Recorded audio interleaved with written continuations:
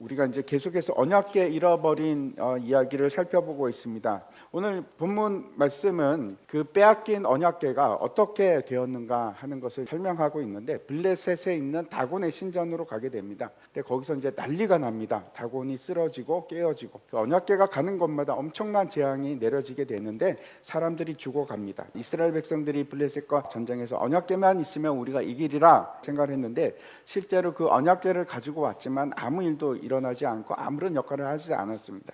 마치 이제 볼모어처럼 언약궤를 가지고 있었습니다. 그런데 박살이 나고 처참하게 살육을 당했습니다. 마치 언약궤가 죽어 있는 것처럼 미동도 하지 않고 아무 역할도 하지 않았는데, 이제 블레셋으로 갔더니 이것이 마치 살아난 것처럼 언약궤가 기이한 일들을 행하기 시작한 겁니다. 분명하게 드러난 것은 하나님께서 블레셋의 우상을 치셨고 쓰러뜨리셨고 하나님의 영광을 드러내는 그런 사건입니다. 하나님께서 이 사건을 통해서 우리에게 무엇을 알기를 원하시는가 하는 것을 우리가 함께 생각해 봤으면 좋겠습니다. 기독교인들이 잘못 생각하는 것이 있습니다. 기독교인의 최대 적은 이념이나 사상 문제 이런 게 아닙니다. 우리의 최대 문제는 돈과 성공입니다. 성공. 기독교인이라고 하지만 하나님을 믿는 것이 아니고 돈과 성공을 믿습니다. 돈과 성공을 위해서 하나님을 이용합니다. 그게 언약궤를 빼앗겼던 에벤에셀의 이 사건하고 이 잃어버린 사건의 실체가 그겁니다. 돈과 성공을 위해서 하나님을 이용했다. 오늘 이제 우리가 이 우상 얘기를 하려고 합니다. 도대체 우상이 무엇인가? 그 우상의 실체는 그 뒤에 악한 영이 있습니다. 우리를 속이고 죽이고 멸망시키는 게 목적입니다. 우리가 해야 될 것이 있는데 이 우상을 버리는 일입니다. 이걸 버리지 않으면 안 됩니다. 같이 갈 수가 없습니다. 하나님을 섬기거나 돈을 섬기거나 둘 중에 하나 택해야 되거든요.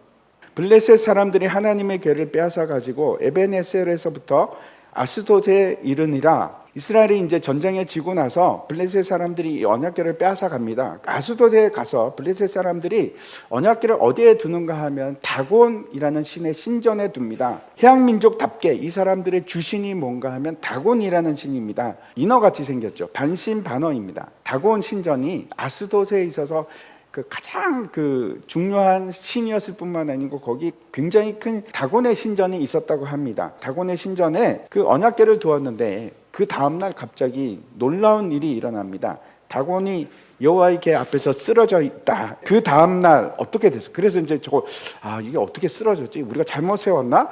그리고 이제 다시 세웁니다. 그 다음날 다시 가보니까 다곤이 쓰러졌는데, 이번에는 그냥 쓰러진 정도가 아니고 머리가 잘립니다. 두 손이 잘리고, 그게 막 흩어져 있는 것도 아니고 문지방에 가서 있는 겁니다. 머리가 잘렸다, 이건 죽었다는 뜻입니다. 다곤 신이 죽었다, 심판을 받았다 그런 것이고, 두 손이 잘렸다는 것은 능력이 없다는 거죠. 더 이상 아무런 능력이 없다 하는 의미입니다. 그래서 블레셋 사람들이 왜 이 신전에다가 언약궤를 두었을까요? 이스라엘 신을 이제 포로로 잡은 겁니다. 그리고 다곤 신 밑에 두겠다 하고 가지고 왔는데, 근데 하나님께서 그 일을 그냥 두지 않는 겁니다. 엎드려서 쓰러지게 해서 마치 하나님을 경배하듯이 그렇게 만들고, 두 번째는 다곤을 무참하게 베어버리는데 하나님께서 우상을 심판한 모습을 우리에게 보여주시는 겁니다.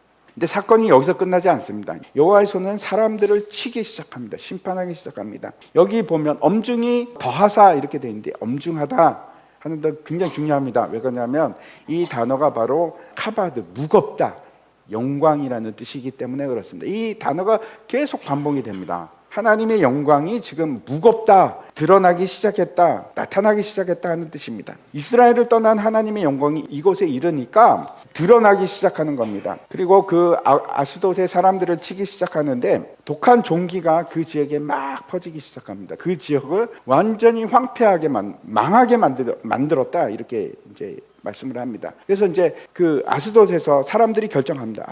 이 이스라엘 신이 우리와 다곤을 친다. 그냥 둘 수 없다. 그래갖고 이제 블레셋의 방백들이 다 모입니다. 블레셋은 어떤 나라인가 하면 아스돗, 가드, 가사, 에글론, 아스글론 이렇게 5개의 이제 부족이 모여서 공동체를 만들었는데 회의를 하는 겁니다. 그래서 결론이 뭔가, 여기 아스돗에 두지 말고 가드로 가지고 가자, 이렇게 결론을 내립니다.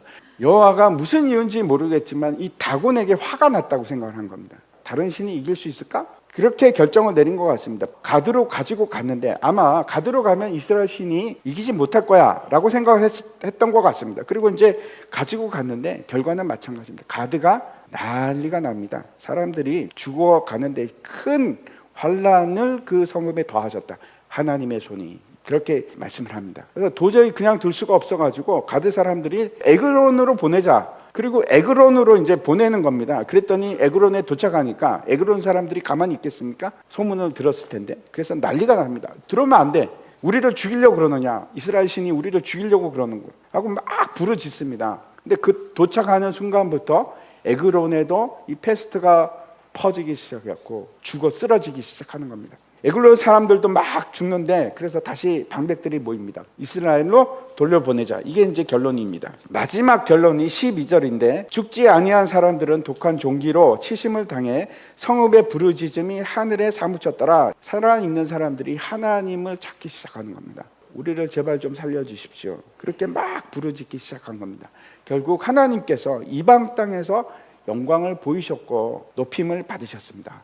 그게 이 사건입니다. 언약궤가 죽은 것 같이 있었는데 하나님께서 진짜 신이 누구인지 이방 땅에서 보이기 시작하신 겁니다. 살아계신 하나님을 드러내신 겁니다. 승리하신 거죠. 언약궤가 어떤 것입니까? 하나님의 영광입니다. 그래서 하나님의 영광이 떠났다 그러지 않습니까? 근데 이 하나님의 영광이 우리와 함께 있는 것을 뭐라고 하는가 하면 임마누엘이라고 합니다. 하나님께서 언약궤 그리고 이 성막의 식양을 이스라엘 백성들에게 시내산에서 주셨거든요. 이스라엘 제일 가운데 언약궤가 위치하고 있는 겁니다. 하나님의 영광이 거기 있고 영광이 그 안에 임재하십니다. 그게 임마누엘입니다. 이스라엘 백성들과 함께 있는 것.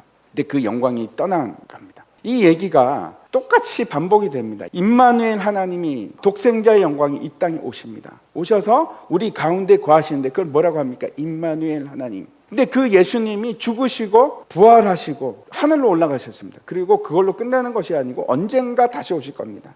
근데 이 언약궤 얘기도 똑같습니다. 이 언약궤가 세상에 빼앗기고 마치 죽은 것처럼 되었지만 다시 살아납니다. 이방 땅에서. 그래서 하나님의 영광을 보이기 시작했고 드러내고 나중에 다시 돌아오죠. 언제? 다윗 왕을 통해서 예루살렘으로 돌아옵니다. 하나님의 영광이 다시 돌아오는 건데 그때 다윗이 춤을 추면서 기뻐하지 않습니까? 말라기 1장 11절입니다. 예수님께서 이방의 빛이 되십니다. 언제 그렇게 되십니까?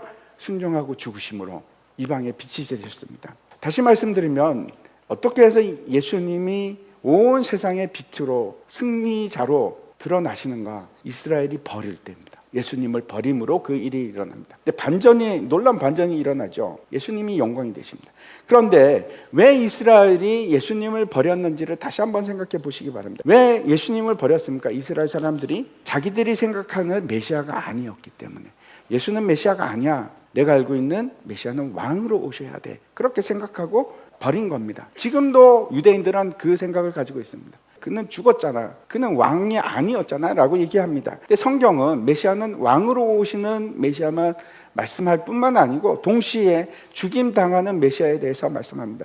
그게 동시에 일어납니다. 근데 사람들은 죽임당하는 메시아는 무시하고 계속해서 왕으로 오실 메시아만 기다리고 있는 겁니다.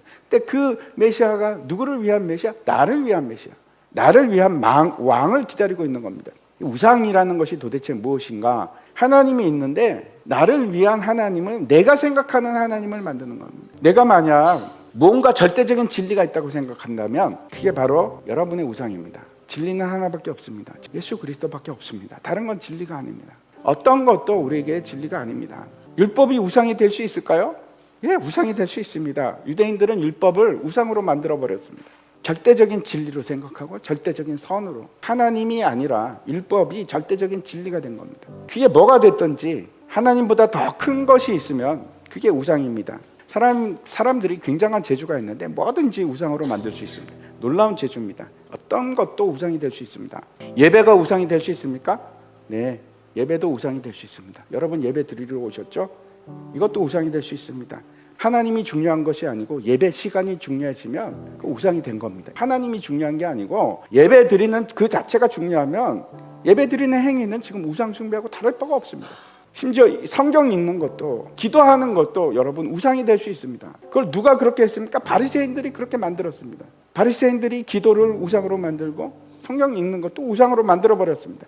하나님을 사랑해서 하는 것이 아니고 그 자체를 하나님보다 더 크게 만들어 버렸습니다. 이게 우상입니다. 여러분 제가 묻겠습니다. 여러분 돈이 없으면 죽을까요? 먹을 것이 없으면 죽습니까? 그게 진리입니까? 만약에 여러분이 그걸 진리라고 받아들이면 그게 우상입니다. 성경은 그렇게 얘기하지 않습니다. 사람이 떡으로만 사는 것이 아니고 하나님 말씀으로 삽니다. 돈이 없으면 죽을 것 같이 되는 것이 그게 나에게 있어서 절대적이면 나는 돈이 우상이 된 겁니다. 돈이 없으면 행복하지 못해? 라고 생각을 하면 돈이 내 우상이라서 그런 겁니다. 그게 없으면 행복하지 않습니까? 아닙니다. 하나님이 없어야지 행복하지 않습니다. 돈은 있으나 없으나 그와 상관이 없습니다. 내 틀이 있고 그 틀 안에 하나님을 막 밀어넣기 시작하면 그걸 우상이라고 합니다. 자기 틀을 만들고 하나님은 이래야 돼.